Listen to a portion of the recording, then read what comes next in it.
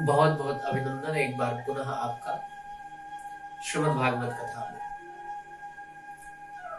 पिछले सत्र में हमने श्रवण किया था कि भगवान नारायण ने चतुर्श्लोकी जो भागवत आज हम श्रवण कर रहे हैं, ये केवल 4 श्लोकों में थी जो भगवान नारायण ने ब्रह्मा जी को दिए थे।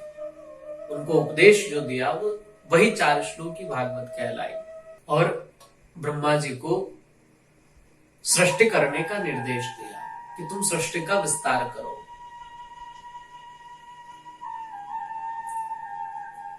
ब्रह्मा जी ने 100 दिव्य वर्षों तक तपस्या की।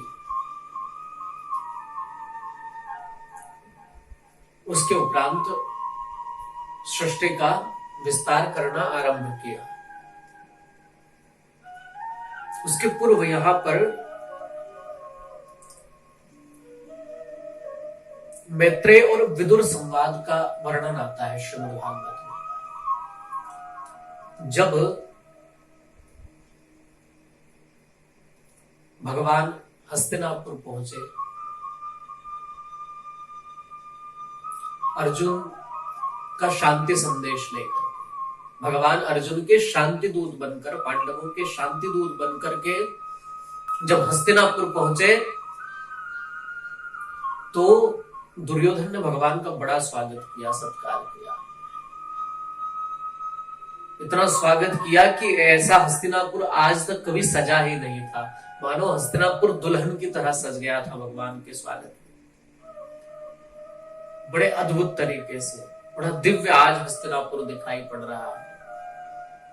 भगवान जब आए तो भगवान के स्वागत के लिए दुर्योधन स्वयं गया। भगवान आकर के बैठे। भगवान ने प्रस्ताव रखा, क्योंकि शांति संदेश लेकर के आए थे ना, शांति दूत बन करके आए थे, तो दूत का तो कर्तव्य है कि उसे जो काम दिया गया है वो उसे करे। तो भगवान ने युधिष्ठिर, भीम, अर्जुन, नकुल और सहदेव 5 पांडवों की तरफ से भगवान श्री कृष्ण ने कहा, दुर्योधन, तुम्हारी इच्छा यदि ये है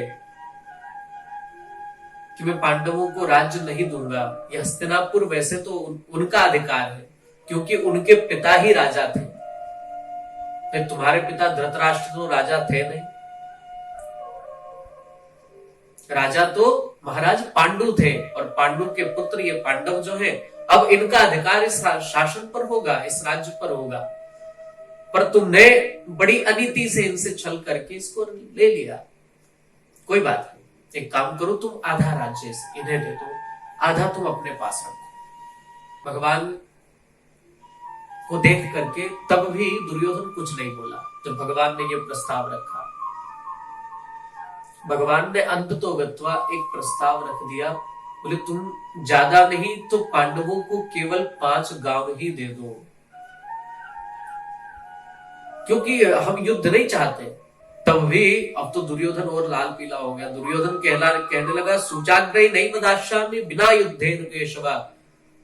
केशव, हे मधुसूदन, हे कृष्ण, बिना युद्ध के तो मैं सुई के अग्रभाग के जितनी भी भूमि पांडवों को देने वाला नहीं।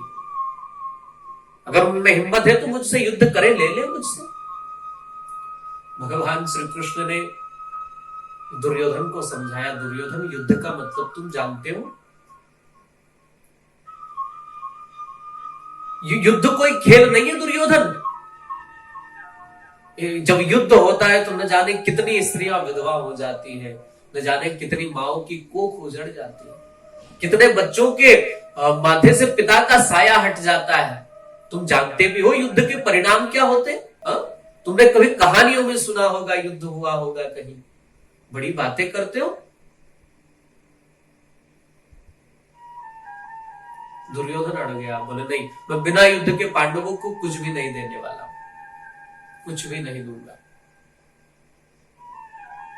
अब भगवान और दुर्योधन दोनों के बीच में जब थोड़ी ऊंची आवाज में बात होने लगी तो धृतराष्ट्र ये जो बड़ा चतुर जो है, ये इसका पात्र है महाभारत का। धृतराष्ट्र ने कहा, अरे अर्जुन, अरे दुर्योधन कैसी बात करते हो, अरे भगवान है भाई तुम्हारे सामने, और अच्छे से प्रेम से बात करो उन्हें। आते से ही ये सब बातें होने लगी, अरे अब भोजन पानी इत्यादि का तो पूछो कुछ। बात को शांत करने का उन्होंने ये नीति लगाई अपनी। दुर्योधन तुरंत जो बड़ा सॉफ्ट हो गया। दुर्योधन कहने लगा, अरे केशव मैं तो भूल ही गया, अरे ये सब बातें तो बाद में होती रहेंगी। अरे जब माता गांधारी को पता चला कि तुम आने वाले हो, तो तुम्हारे लिए उन्होंने बड़े 56 भोग बनाए हैं, 56 तरह के पकवान बनाए हैं केशव, चलो पहले चल करके भोजन करेंगे, तो इन सब विषयों में तो बात होती रहेंगी। भगवान कहने लगे, दुर्योधन बुरा मत मानना, परंतु मैं तुम्हारे यहां भोजन नहीं करूंगा। देखो, भोजन दो ही परिस्थितियों में किया जाता है, या तो भोजन करने वाले को बहुत ज्यादा भूख लगी हो, या फिर किसी का आग्रह इतना अधिक हो कि उसको टालना मुश्किल पड़ जाए, या फिर आग्रह करने वाले का प्रेम इतना हो आपके प्रति, उसका प्यार इतना हो कि आप उसको मना नहीं कर पाते, उसके स्नेहवश, उसके प्रेम पाश में बंध करके। कई बार ऐसा होता है कि हमारा पेट भर चुका होता है, उसके बाद भी कोई स्नेही जन आ जाए, नहीं साहब आपको थोड़ा तो लेना पड़ेगा, तो स्नेह बस प्रेम वश हम उसको मना नहीं कर पाते। भगवान कहते, दुर्योधन भोजन दो स्थिति में होता है, या तो खाने वाले को भूख लगी हो, या फिर सामने वाले में बहुत ज्यादा प्रेम हो, खिलाने वाले का बड़ा प्रेम हो उसके प्रति। दो स्थिति में व्यक्ति खाता है, और यहां तो दोनों स्थिति नहीं है। न तो मुझे भूख लगी है तुम्हारे पकवानों को देख करके, और न ही तुम्हारे मन में मेरे प्रति कोई प्रेम है। और जब ये दोनों स्थिति नहीं है, तो भोजन तो मैं तुम्हारे यहां नहीं करूंगा। और फिर तुम्हारे यहां भोजन करने की बात तो खड़ी नहीं होती, क्योंकि मुझे तो पहले ही पत्र मिल चुका है विदुर काका का कि जब भी आप द्वारिका आए तो सबसे पहले भोजन मेरे यहाँ करेंगे। तो मेरा तो न्योता वैसे ही विदुर काका के यहाँ है, मैं तुम्हारे यहाँ भोजन नहीं कर पाऊंगा दुर्योधन, मुझे माफ करना। दुर्योधन मन ही मन मुस्कुरा करके कहने लगा, अरे आपको पता नहीं है, उस दासी पुत्र को तो मैंने कब से भगा दिया है, घर से उसको भगा दिया है। दुर्योधन अपने अभिमान वश साक्षात धर्म रूप विदुर जी को इसने अपने राज्य से अलग कर दिया।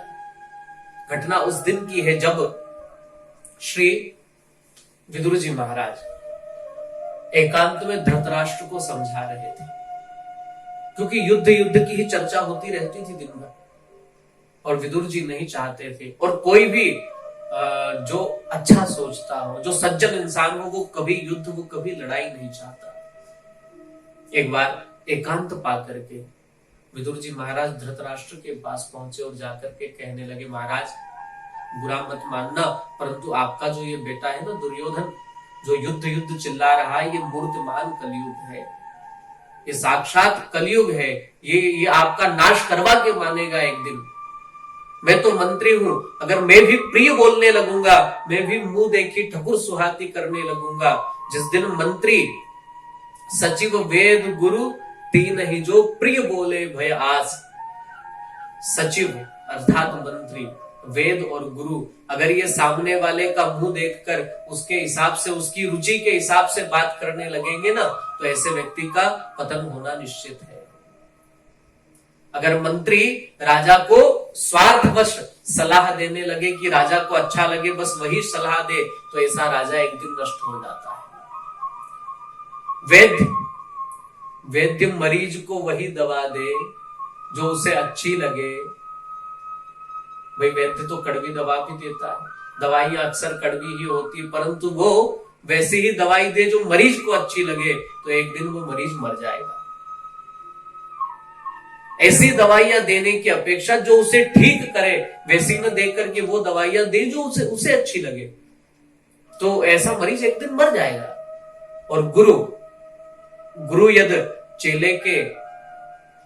चेले को उसकी रुचिकर चीजें उसे देने लगे, उसे रुचिकर उपदेश देने लगे, जो उसे अच्छा लगता हो, तो ऐसा चेला भी एक दिन नष्ट हो जाता है। धृतराष्ट्र से कहते हैं विदुर जी महाराज, मैं तो सचिव हूं महाराज, मंत्री हूं आपका, इसलिए आपसे सही बात कह रहा हूं, आप इस दुर्योधन को अपने राज्य से निकाल दीजिए, ये एक दिन संपूर्ण नष्ट कर देगा, और ये तो खुद मरेगा, न जाने कितने लोगों को युद्ध में ये मरवाएगा। इसलिए महाराज, जब शरीर का कोई एक अंग खराब हो जाए ना, और जिसके सुधरने की कोई आशा न हो, मान लीजिए आपकी उंगली में कोई ऐसा रोग लग गया है जिसके सुधरने की कोई आशा नहीं है, और दिन पर दिन वो बढ़ रहा है, वो उंगली से हाथ पर भी आ सकता है, हाथ से ऊपर की ओर बढ़ सकता है, और धीरे धीरे वो पूरे शरीर में फैल सकता है, तो भलाई इसी में है कि उस उंगली को कटवा दिया जाए। महाराज, आप अपनी भलाई चाहते हैं तो इस दुष्ट को राज्य से निकाल दीजिए, इसी में आपकी भलाई है। इस तरह की बात कर ही रहे थे, उसी समय दुर्योधन आ गए। दुर्योधन ने कहा, है दासी पुत्र, मेरे खिलाफ मेरे पिता को तू भड़काता है, क्या कहता है मुझे राज्य से निकाल दो? अरे तू क्या मुझे निकालेगा, मैं तुझे निकालता। और कहा, जाओ तुम निकल जाओ दासी पुत्र कहीं के, हमारा नमक खाते हो, हमारे खिलाफ पिताजी को भड़काते हो। बड़ा क्रोधित हो गया। विदुर जी ने कहा, दुष्ट, तू क्या मुझे यहां से जाने के लिए कहेगा, मैं तो खुद तेरे यहां रहना नहीं चाहता। और विदुर जी महाराज जो धनुष था, राज्य की जो निशानी थी, उसको द्वार पर रख करके वहां से चले गए। स्वयं धनुर्द्वार निधाय माया गतव्यथोया दुर्मानयानाम। स्वयं धनुर्द्वार निधाय माया, धनुष को रख करके विदुर जी महाराज वहां से जाकर के एक कदली वन में रहने लगे पत्नी के साथ। विदुर जी ने कहा, जहां धर्म नहीं हो वहां मैं कैसे रह सकता हूं। और भागवत में श्री सुखदेव जी इशारा करते हैं कि जिस दिन से विदुर जी महाराज कौरवों को छोड़कर गए, उस दिन से मानो धर्म ही साक्षात कौरवों को छोड़ गया, और जहां धर्म नहीं होता उसकी कोई रक्षा नहीं कर सकता। आपको विदित होगा, जब तक लंका में विभीषण था तब तक लंका सुरक्षित थी, तब तक राक्षसों के प्राण बचे हुए थे। परंतु जिस दिन से विभीषण जी आए, लंका में विभीषण धर्म के रूप में विद्यमान थे, और यहां कौरवों में, हस्तिनापुर में विदुर जी महाराज धर्म के रूप में विद्यमान। स्वामी तुलसीदास जी संकेत करते हैं रामचरितमानस में, अस कहीं चला विभीषण जब ही आयुहीन भये संतन। जैसे ही विभीषण जी लंका से उन्होंने राम जी के दर्शन के लिए प्रस्थान किया, उसी दिन से जितने निशाचर थे, जितने राक्षस थे रावण सहित, सब के सब आयुहीन हो गए, उनकी आयु नष्ट हो गई। वैसा ही आज हुआ। सनिर्गतः कौरव पुण्य लब्धः, जैसे ही विदुर जी महाराज द्वार से बाहर निकले हैं, और कौरव जो है वो पुण्य लब्ध हो गए, वो पुण्य रहित हो गए। और जिनका पुण्य नष्ट हो जाता है वो एक दिन नष्ट हो ही जाते हैं, इसमें कोई संदेह नहीं। देखो, कौरव और पांडव दोनों में धर्म था।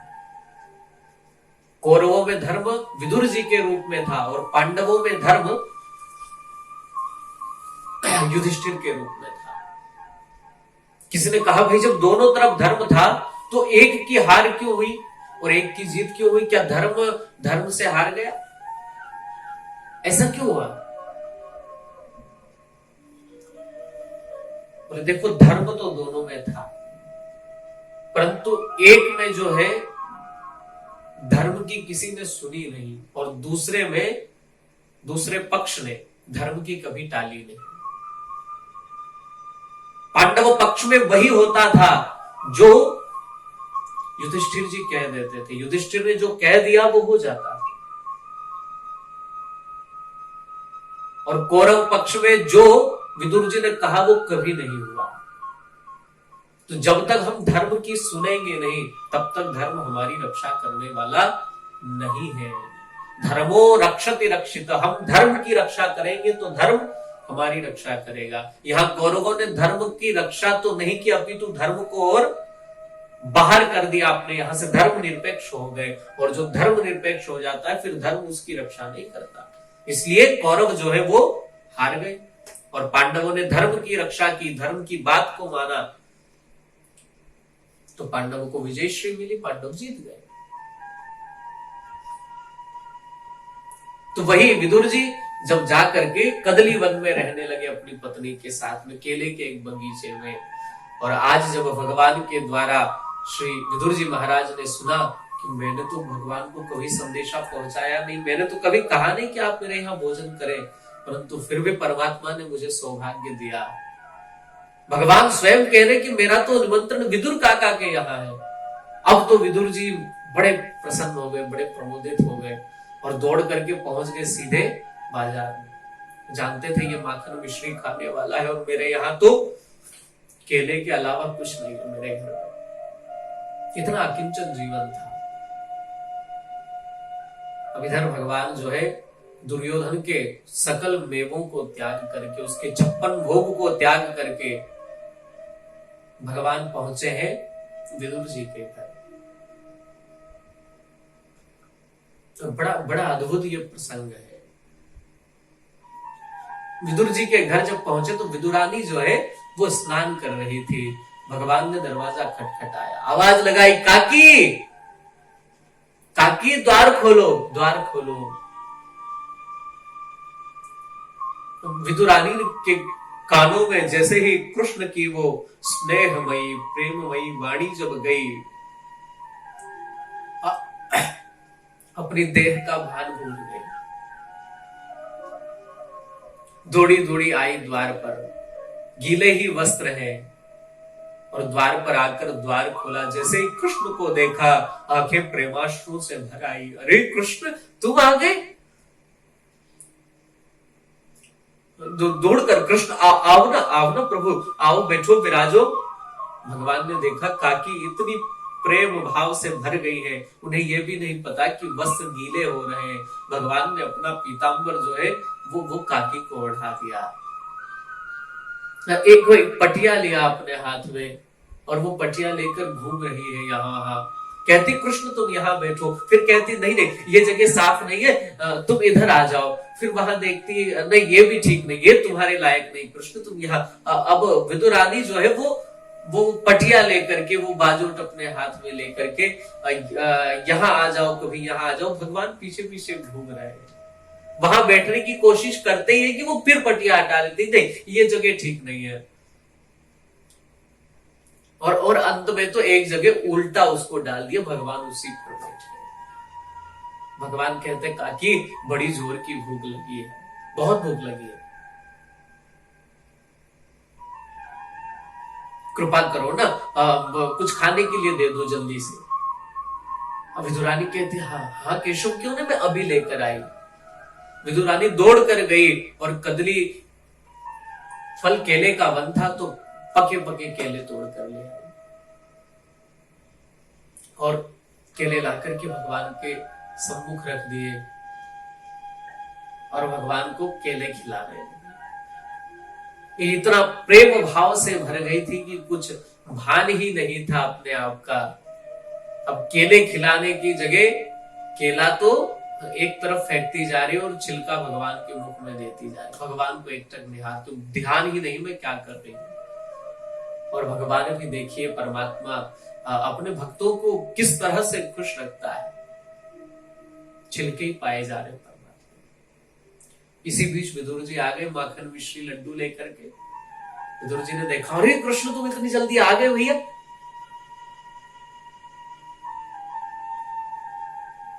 विदुर जी महाराज की दृष्टि पड़ी, केले तो एक तरफ पड़े, छिलके गायब है। देखा तो क्या विदुरानी छिलके खिला रही हो भगवान को? विदुर जी ने कहा, अरे भाग्यवान, ये क्या कर रही हो तुम? अरे भगवान को छिलके खिला रही हो बावली, अरे पागल हो गई हो क्या? तब जाकर बोध हुआ, अरे मैं इतनी देर से भगवान को छिलके खिला रही थी और भगवान भी पाए जा रहे थे। एक बार फिर भगवान की करुणा, भगवान की कृपा का बोध हुआ। परमात्मा कितना दयालु है, मैं छिलके खिला रही, वो खाए जा रहा है। और भगवान तो भाव का भूखा है साहब, भाव से छिलका भी खिलाया तो परमात्मा ने खा लिया। हम भाव से उन्हें जो समर्पित करें वो परमात्मा। किन किन भक्तों के चरित्र हमारे सामने उदाहरण है। कर्माबाई खिचड़ा खिलाती थी भगवान को और दातुन करते करते उसी दातुन से उसको हिला देती थी जब बनता था, फिर भी परमात्मा प्यार से बड़े प्रेम से भोग लगाता था। क्या नहीं किया उसने प्रेम के वशा करके। अगर सच्चा प्रेम कहीं संसार में दिखाई पड़ता है तो वो केवल ईश्वर है। वो जब प्रेम करता है साहब तो कभी धोखा नहीं देता, कभी धोखा नहीं देता। आसानी से वो अपनाता नहीं है, पर जब वो अपना लेता तो फिर कभी आपका हाथ छोड़ता नहीं है। इसलिए यदि प्रेम करना है तो मेरे प्रभु से प्रेम कीजिए, उस ईश्वर से प्रेम करिए। वो आपको कभी नहीं छोड़ेगा। एक बार उसने बाह पकड़ ली, एक बार हाथ पकड़ लिया तो वो लक्ष्य तक पहुंचा, वो अपने आप में मिला लेगा। वो आपको प्रेम स्वरूप बना करके अपने हृदय में बिठा लेगा साहब। परमात्मा का बड़ा अद्भुत भाव। विदुर जी ने कहा, अरे बावरी ये सब क्या कर रही हो तुम, चलो हटाओ यहां से। और विदुर जी एक थाली में सजा करके माखन मिश्री लड्डू लेकर आए। अरे केशव तुम ये पाओ। भगवान ने माखन मिश्री देखकर परमात्मा को एक बार तो पुनः मां यशोदा की याद आई। अपने आप को संभाल कर भगवान ने वो लड्डू लिया, लड्डू को खाया। विदुर जी पूछते, केशव कैसा लगा तुम्हें ये? विदुर जी कहते, काका माफ करना, परंतु जो स्वाद काकी के छिलकों में आ रहा था ना, वो स्वाद इनमें नहीं। विदुर जी भगवान के चरणों में गिर पड़े, लेट गए। प्रभु आपकी महिमा अपरंपार है, क्या कहे। बारंबार प्रणाम किया, बारंबार। परमात्मा का दर्शन करके ध्रुव जी आज धन्य हुए। भगवान तो चले गए, ध्रुव जी ने भी वहां रहना उचित नहीं समझा। ध्रुव जी महाराज भी तीर्थ यात्रा पर निकल गए और इनकी तीर्थ यात्रा में जाने के बाद हस्तिनापुर में क्या घटना घटी और किस तरह श्री विदुर जी महाराज ने भगवान की कृपा पाई, क्योंकि यहाँ भगवान ने विदुर जी की सेवा ली है, विदुर जी को अभी कुछ दिया नहीं है। और भगवान जब भी किसी से कुछ लेते हैं तो दिए बिना नहीं छोड़ते, वो अवश्य देते हैं। तो भगवान ने विदुर जी को क्या दिया है, इसकी चर्चा हम लोग अगले सत्र में करेंगे। तब तक आप सभी को सादर जय श्री कृष्ण। स्वयं भी सुने हरि चर्चा, औरों को भी सुनाए, आगे भी लोगों तक भेजे। इसी के साथ सादर जय श्री कृष्ण।